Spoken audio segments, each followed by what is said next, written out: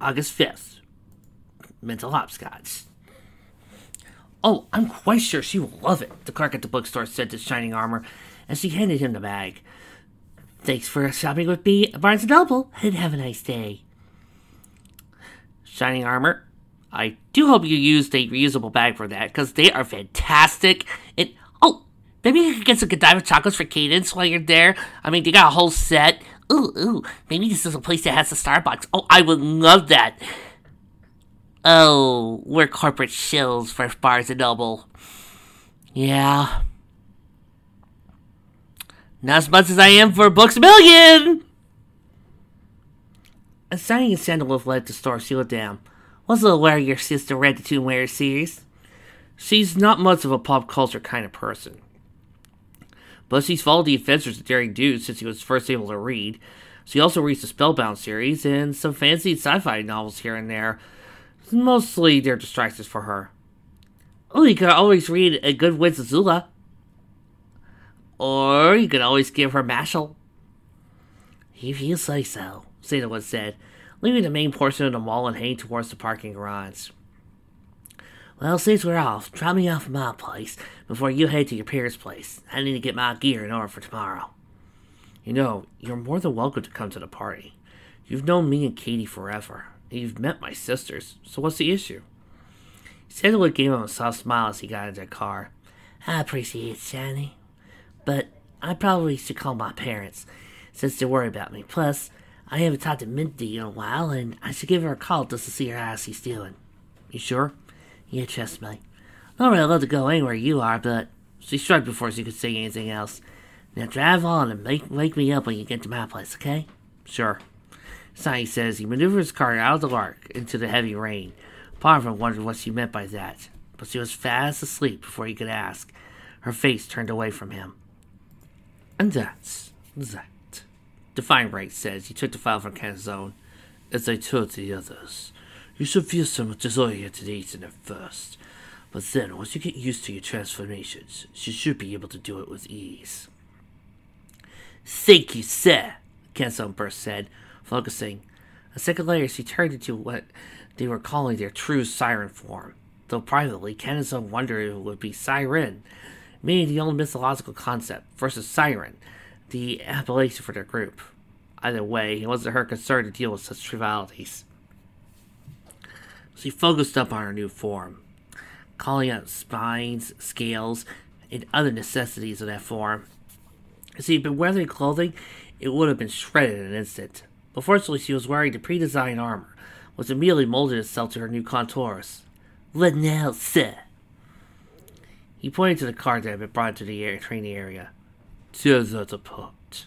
With your bare hands, I think you'll find it easy. I want you to break it down to nothing but scrap. He started walking away, adding, once I get behind the safety barrier, of course. As he moved behind the heavy Lexian barrier, watching as Kenzo rushed towards a small car, Katana and Katara were already waiting for him. Strength training patrols, I approved. As I understand it, she is the strongest of the trio, correct? Who better to do the strength training with? Knowing that the leader of the black team was standing there, he added a quick, no offense, pity, Officer Russ. Now take it, sir. It's important to know our strengths and weaknesses, Katara explained. For example, my biggest weakness is trying to find out what the hell Steven Trance is up to right now. Or maybe I should say who she's with. They'll have her entertainments for now, Petty Officer. Katana told her subordinate.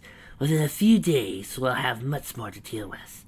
For starters, my little trap worked perfectly. Trap, ma'am? Katana flashed a wolfish smile that had no trace of humor.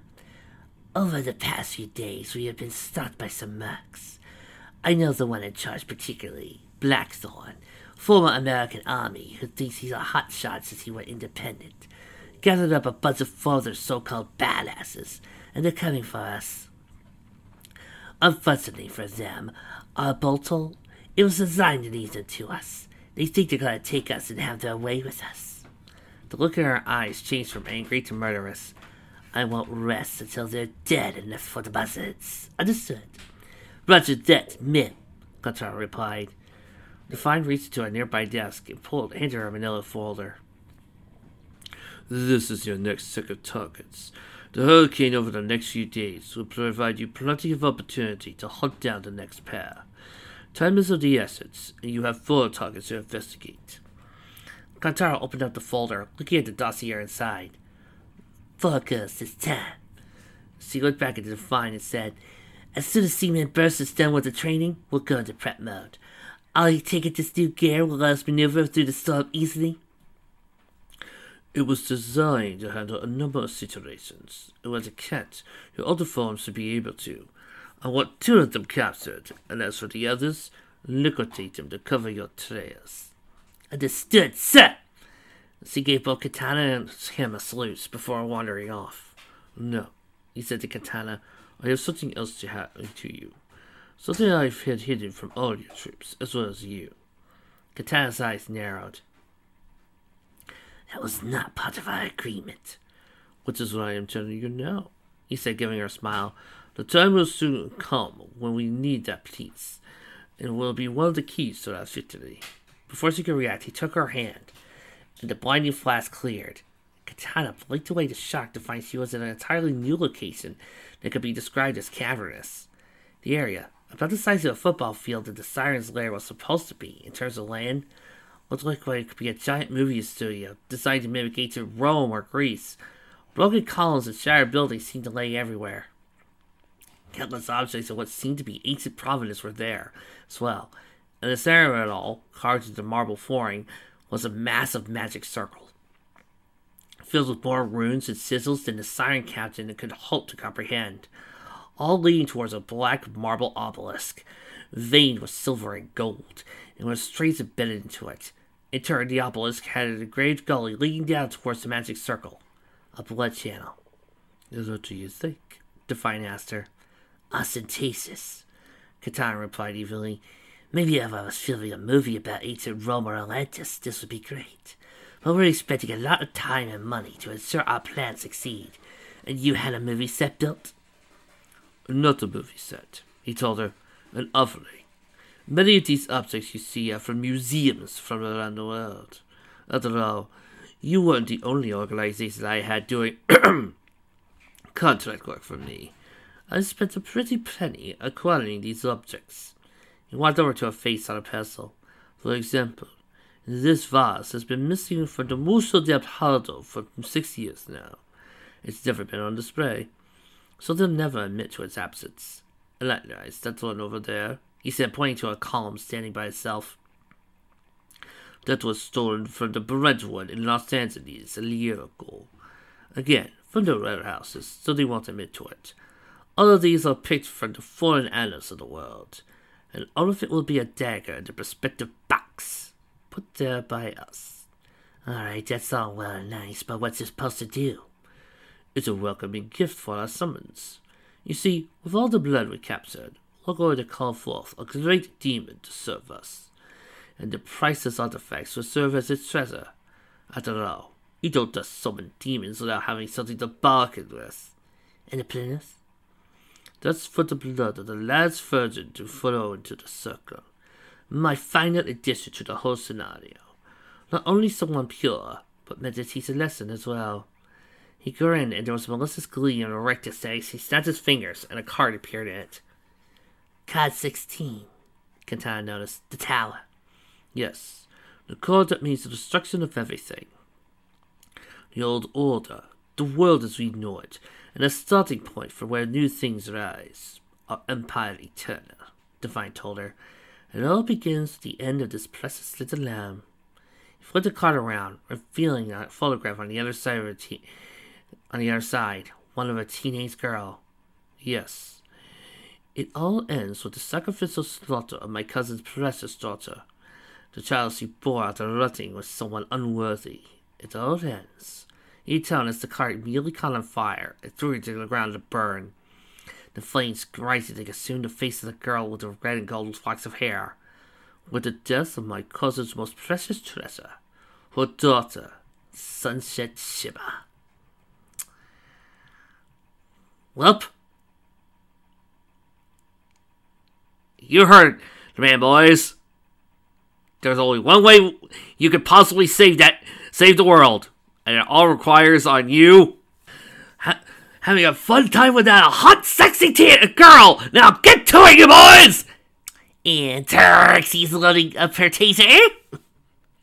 Oh, come on, Trixie. That joke was coming! 73 miles southeast of Carolot, 3 girls walked through the city of Chico, underneath the midsummer sky. It was their assigned liberty period, but unlike the majority of the sirens, they were banned from enjoying the sights and sound of the city that had been their home for the past few months. Still, they needed to get out. It was a supply convoy heading to Chico. Adagio Dazzle, Aria Blaze, and Sonata Desk took a ride and rented a hotel in town for the next 2 days, planning to enjoy themselves. That plan went right out the window the moment they saw a little girl playing in the park. She had plum hair, and though her hair was missing the signature locks of someone else they knew, it was more than enough for them to head in the opposite direction. Destination? Anywhere but there. Sonata sighed. It's her birthday today, she said to no one in particular. Did you know Pinky had asked me to help bake a cake for her, Twilight? I don't know the first thing about baking, and yet she asked me. Aria looked away from her sisters. I was going to teach Rainbow how to shoot a bow and arrow. Apparently she has a relative that's an archery expert, and when she found out I knew how, she promptly begged for lessons. That was going to be the plan for the weekend we left. Can we not talk about this? Adagio asked, looking up information on her smartphone. It was, of course, a new phone complete with a new number, and she had to destroy the one with her old life on it. There's a movie theater about a couple blocks down. Want to see a movie? Fluttershy was trying to get us all to go to the movies the week after we left, Sonata replied. Applejack wanted me to stay over at her place and catch up with some flicks. Aria added. Adagio came to a stop. Look, how long are we going to do this? She turned to face them. I miss them as well, but we agreed to this. As much as we hated it, we did this so we could be free. Her eyes widened as she grabbed both her sisters and pulled into a nearby alleyway. What the? Aria asked, but Adagio husked her and listened closely to the goings-ons out in the street. Weird, sis. I could have sworn I saw Adagio and her sisters a second ago. Sam, I think you got your best play on our brain. Although, the store opens up in a few weeks, so we'd probably give her a call to see how she's doing. And let her enjoy the summer. Besides, she's just a kid. Besides, the way we can work on getting her maid outfit ready for the grand opening. Sam, she's your employee, not your cosplay victim! Adagio walked as her employers, my former employers, she corrected herself, continued to walk down the street. We all agreed to this? Aria snarked. Looks like someone doesn't want to be caught by their bosses. My former bosses, Adagio corrected. Besides, it was like your job at the YMCA. It was just a front. No, it wasn't a front, Aria snarled. It was my life! She got in her older sister's face. We fucked up! This isn't our life! What do you want to do? Desert? Adagio yelled back. We can't just abandon everything, not when we're on the verge of victory! Like hell we can't! Aria snarled. We're exiled here because Carolot is our home. The black team will frag us in an instant if they get a chance, and our swords can't protect us forever. Sonata got in between them. Please, we're sisters. We shouldn't be fighting. I'm the senior enlisted here, Adagio snarled, and I'm ordering you to back off now, Seaman Blaze. No, you're my older sister, but you're still stubborn enough that I barely need to beat some sense into you, Aria said, pushing past Sonata and getting right in Adagio's face.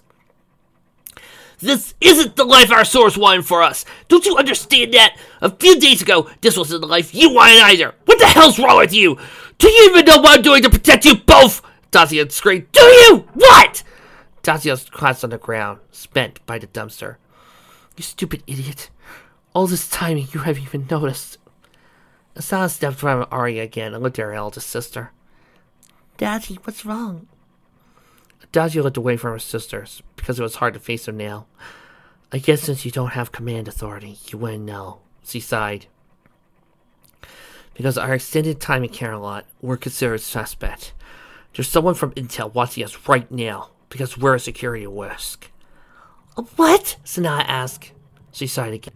We've been in deep cover for an extended amount of time, during a period where command cannot afford to have their side exposed to the weak or second-guessing. To be honest, the reason why our swords didn't want us to come back was because they knew we'd be suspected. They wouldn't, because they had been with the sirens for ages. But we're still trainees and subject to temptation, just like the lives we lived. What? Did I stutter? They want us dead! Unless we can prove we're loyal, or unless we make a break for it. And I don't know what the hell to do, except I have to keep you two protected, because you're my sisters, and I'd do anything to keep you safe! Arya looked away. Sorry, was all she could say. Sadala, meanwhile, peeked her head out of the alleyway for a second. Okay. I spotted our patrol. It's Petty Officer Sanita Cress. Not familiar with her, Adagio told her. Wetworks, specialist in cleanup operations. There's a rumor she specifically seduced our liaison, T.F. Arrowhead, just so she could personally kill him. She's never confirmed or denied, but I've seen her knife working. Well, she's a sadistic bitch. Cut out the genitals of the practice dummy with a grin on her face. Great, so we're dealing with psychopaths, Arya groaned. Well, I, for one, don't intend to stick around and find out what her choice is. Dazia told her sisters. Come on, we've got a movie to see. She won't be stupid enough to attack us in public. A block away, a girl with a slight build, black and gold hair, red eyes behind eyeglasses, spoke on her phone. You sure about this, Kotaro? Our investigation shows they're completely on the up and up. Absolutely. I don't give a damn what the investigation says. Tina, because I know those three are up to something. Cold little bitches who think they're more important than the mission. Drell, why do you Chico? Why can't they just take Liberty and Canterlot? You know they're up to something. This could cause a problem for me, I'll tell. It won't.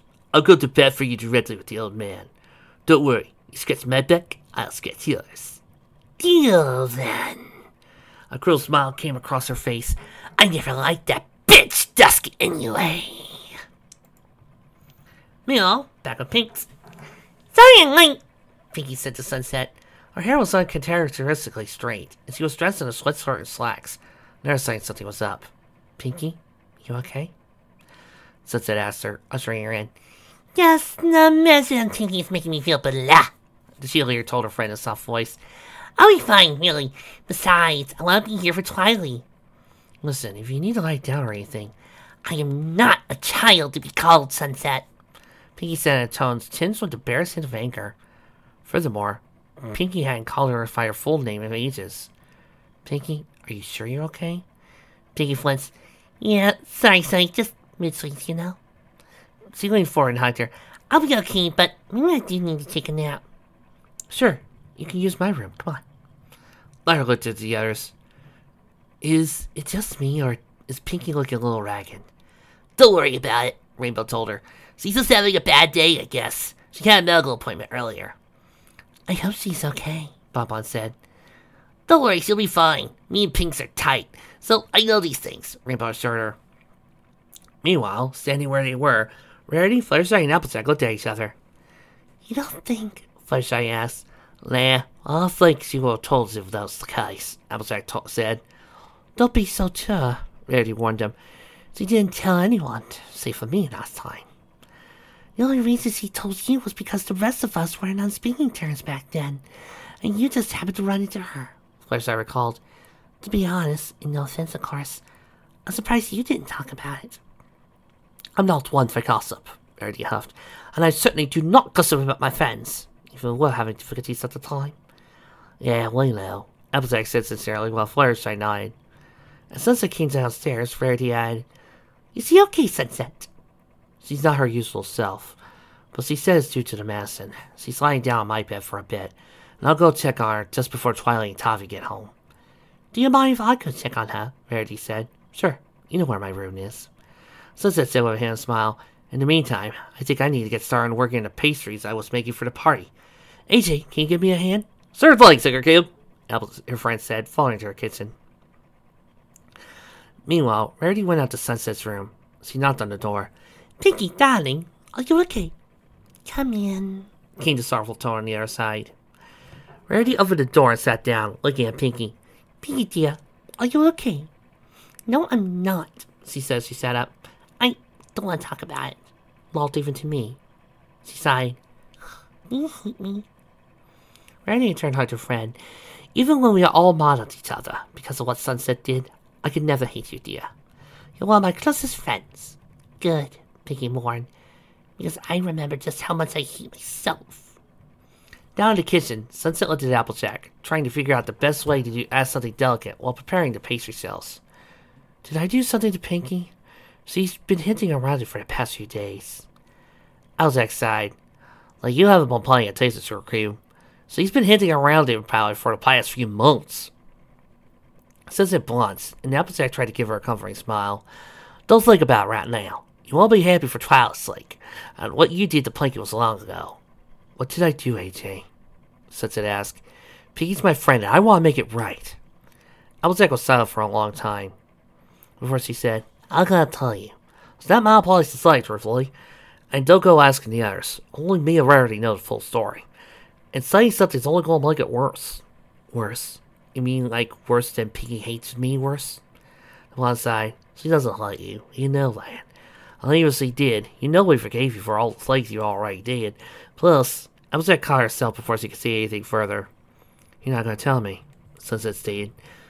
Well, what's worse, Sonny? Pinky will be the first to admit that in the end, it was her choice, and she has no one to blame for herself.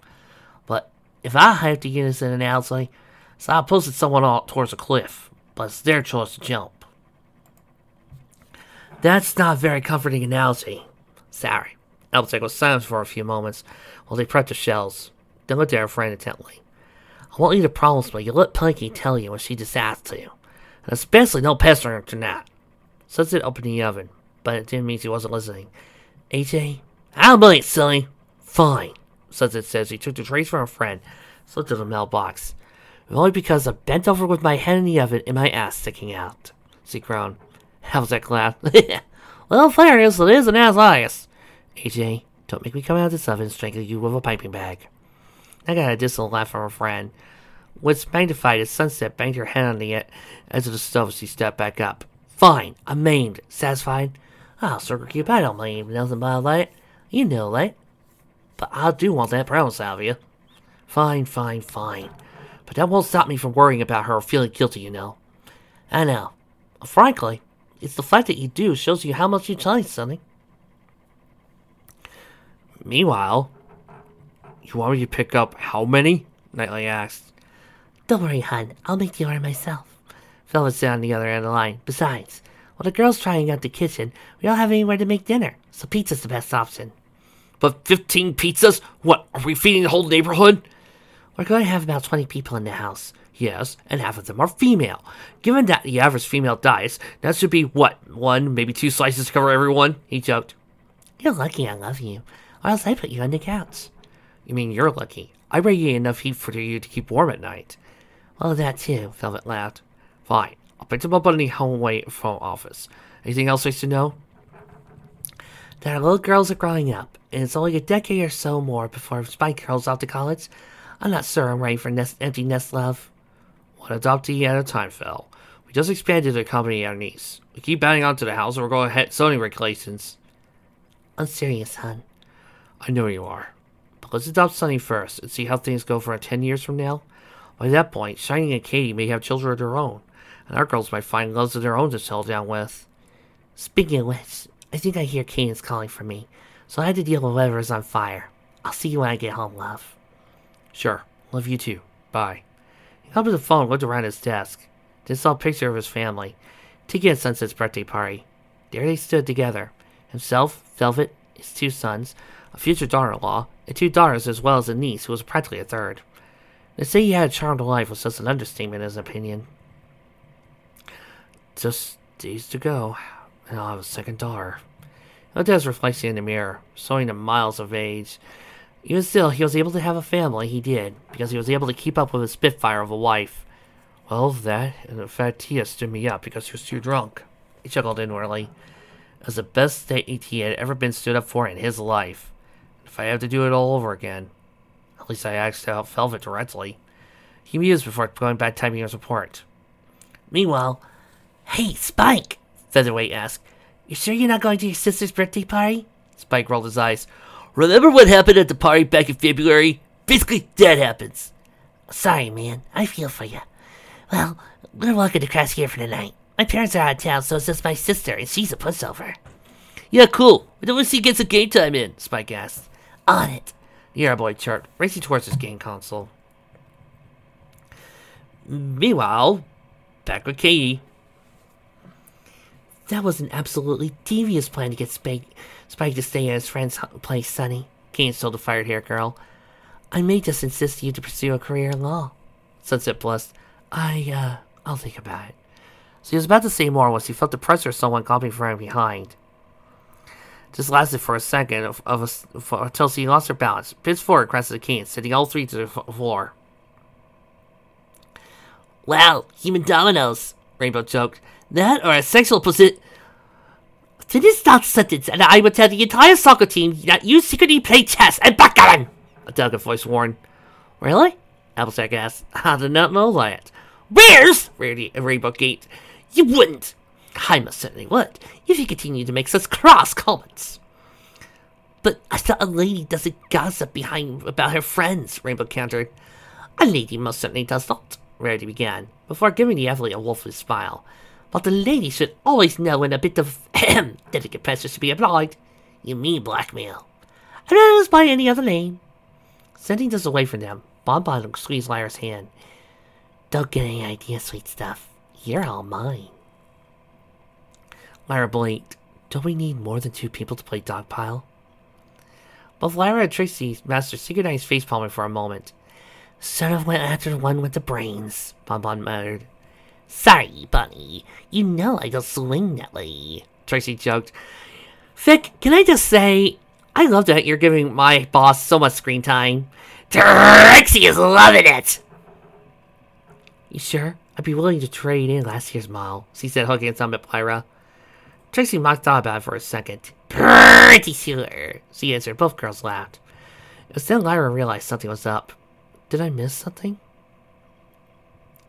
The doorbell rang, and Sunset, having managed to untangle herself from the human car crash, dusted herself off. I'll get to that.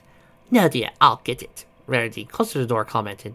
Besides, it seems that Pinky would like your attention. She pointed to the Conte handy-care girl, who mysteriously slipped her arm around Sunset's own.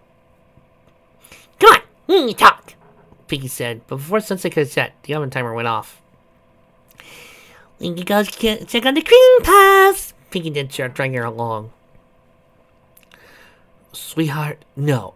No making out with your girlfriend in the kitchen, Velvet told her older daughter. She's not! Sunset managed to blurt before Pinky dragged her in the kitchen. Miss Velvet, you do know we're all straight, right? Fireside asked her. I know, dear, but if you can't tease your daughter, who can you tease? Rarity, in the meanwhile, entered the door. Oh, Coco, this is a surprise! Hello, Rarity. Coco Palmel beamed. Nice to see you. Is Twilight here? My, what an absurd coincidence that Sunset does happen to be put into the room. Yes, this was an animated comedy show. I could see a lot of shenanigans showing up here. I'm afraid not. She and Octavia are still out while we're running a party. Would you like to come in? I wish, but I can't. You were invited, wouldn't you? Rarity asked. Of course, but my aunt and cousin are in town, and my parents are headed out of town for the next couple of days. I'm meeting my aunt at the airport, and she wants to take me and my cousin to Seattle for the next few days. So he handed Rarity a gift. Please tell Twilight I'm sorry I couldn't make it, but I promise to make it up to her once I get back. Oh, sweet Coco dear, but you really don't have to. I'm sure she'll understand. Plus, I've been wanting to meet my cousin. Simi's been visiting from France, and he's really nice. France! That piqued Rarity's curiosity. But I'll sign my Tony you as well. Sure, we can all do lunch. My treat. She went back in the street, in the limousine idling by the curb. Okay, gotta go. Tell Twilight I'm sorry and have a happy birthday. I must certainly will, darling. Enjoy Seattle. As Coco came back to the limo, Rarity closed the door and smiled. So young, closer to the lady. Perhaps her befriending my sister might do Sweetie a world of good. Oh, by the way, I hope you people are ready for some dramatic pinkiness. Because I know I am. Pinky pulled the pastries out of the oven. You're probably wondering why I dragged you here. Sunset, now looking at her friend, made the cream for the puffs. Applejack says I shouldn't ask you unless you told me. She's right, and I'm not telling you. with the express taste of someone who worked in a bakery. She put the 2 baking sheets down on the stovetop without looking at it and said, I know you. You'll feel guilty about it. Maybe you should. But the truth is, in the end, it was my mistake, my price to pay. Look, Pinky, Sunset said, turning around. I don't think I could ever apologize enough for whatever it is I did. No, you can't! Pinky stoked on piping back for Sunset. This looks like the stuff we used at the cafe. Yeah. We switched out all the gear we used here, all the stuff the cafe uses, Sunset admitted. Since I do a lot of banking around here in my free time, I asked your aunt what brand we use at the cafe. Complimented the set you guys got me for my birthday. Good idea, but back to what I was saying. Pinky walked over and grabbed a bowl of cream and went back to where the pastries were. No, there was a time I really hated you, Sunset. I hated everything about you. If you want to know the truth, when that thing took hold of you, I honestly thought you were just showing us who and what you really were all along. Sunset gasped. Before she could say anything, Pinky added, Please, just let me say my piece, okay? Okay. As Pinky spoke, her hair seemed to deflate once more, growing longer and straighter and somehow darker. It seemed as Pinky was losing her brightness. You remember when Twilight, Princess Twilight that is, asked all of us to be your friend, right? You were in that pit and we were all looking down at you to render judgment. Twilight asked us to be your friend. It took me everything to smile right then. Because if I had my way, I would have had you killed. I hated you that much, Sunset. I really did. But it was after the main part of the dance, just before she went back, the Twilight asked us individually if she could really count us to be your friends. Everyone, even Rainbow, who outwardly showed her contempt for you, said he would. All but one. Me. Sunset was horrified. Me. Sunset was horrified by that. She always thought it was Rainbow that had been the one to reluctantly participate in what had been her redemption. To find out wrong was one thing. To find out it had been Pinky who had been reluctant was so overwhelming. Pinky, I don't know what to say. Because you could never fix it, Sunset. Some things can never be fixed. But anyway, I was the lone holdout. When I found out she was what you ponies consider a goddess, I begged her if there was any justice in this world, you would be cast into the deepest parts of pony hell or whatever. That biblical, unspeakable things would be done to you. Think about every bit of the rage and anger you have for Flash, for everything he's done.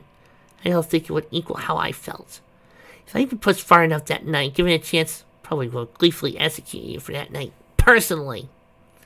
Sunset slumped to the floor.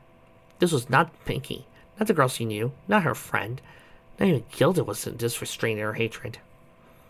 Seeing her confused, and Pinky sat down on the floor next to her. Do you know what changed my mind? Twilight told me about a pony she once saved.